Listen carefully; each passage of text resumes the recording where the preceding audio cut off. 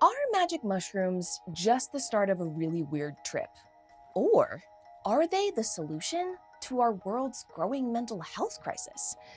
This year saw the first ever trial that directly compared hallucinogenic fungi to traditional medications for depression, and the results mean that our future might be about to get lots more fungusy. Globally, rates of mental illness are surging, and the existing medications we have to treat things like depression aren't perfect. Some people experience crappy side effects or just don't find them effective at all. So having more tools in our toolbox to treat mental health issues would be great. And researchers have found a pretty cool tool in mushrooms. Magic mushrooms, that is. Now, shrooms can actually be any of over 180 species of mushroom that contain these hallucinogenic compounds. You may have heard of psilocybin as the active compound in shrooms, but actually, your body breaks psilocybin down into psilocin. This is actually the chemical that is affecting your brain.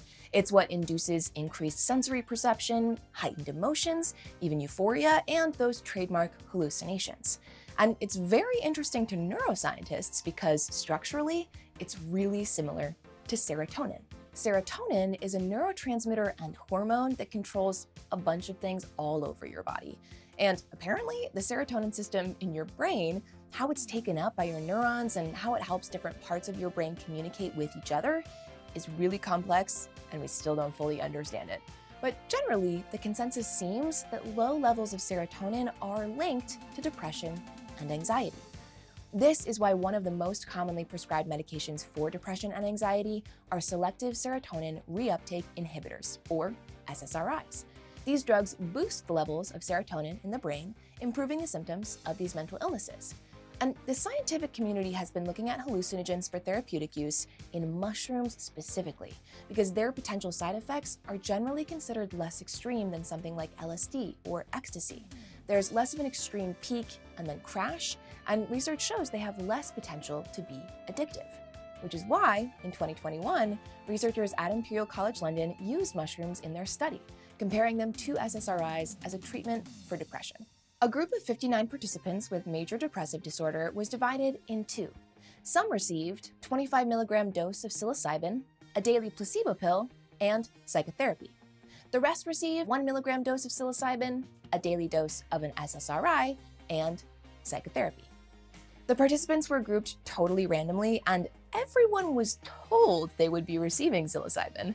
This was to make sure that the participants' expectations didn't affect their outcome. Like, I was told I would be receiving shrooms, and that's why I felt weird. These two aspects are what make this study what scientists call a randomized controlled trial. So, how'd it go?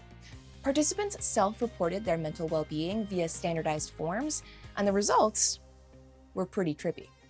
Overall, 70% of the psilocybin-only group responded positively to treatment, compared to the 48% of the SSRI group.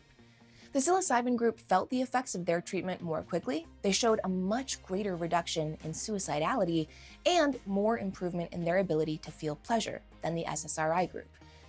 Now, it's important to note that even with these differences, both groups did experience improvement in their symptoms. And SSRIs can take several weeks or even months to make a noticeable difference, so the fact that the study was only 6 weeks long may mean that the full effect of the SSRIs wasn't measured by this study.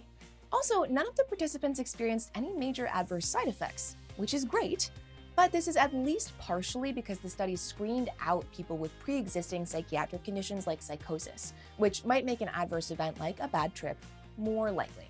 Now, another more recent study, the largest trial yet of psilocybin's positive impact on depression, was also published in 2021 with equally encouraging results. And many more studies are currently underway worldwide to keep assessing the efficacy and safety of hallucinogenic mushrooms for therapeutic uses. Because we're really just starting to understand how they work. Thanks to tools like functional MRIs, we've found that mushrooms affect the activity of brain areas like the colostrum and the amygdala. We're not entirely sure, but we think the colostrum connects the parts of our brain that take in sensory information, and it plays a role in consciousness. So psilocin's alteration of colostrum function may change our brain's connectivity and alter our perception of the world around us. In the amygdala, psilocin ramps up activity, allowing for increased emotional processing. And this could be one of the reasons mushrooms can improve depressive symptoms. But psilocybin as a compound is highly restricted and criminalized in many countries. Even though it's not considered addictive, it's in the same category as other narcotics with a really high potential for abuse, like heroin. Many indigenous cultures have also used mushrooms in spiritual, physical, and mental well-being practices for centuries. But the mainstream is gonna need some more convincing. So the more data we have on its therapeutic activity in the brain, and how the heck the brain works in the first place, the more we could see mushrooms on the menu for mental health. If you want more on mental health topics, then check out our series Mindset, hosted by Dr. T on Seeker's TikTok. Keep coming back to Seeker for your Fungus 411, and as always, thanks for watching. I'll see you next time.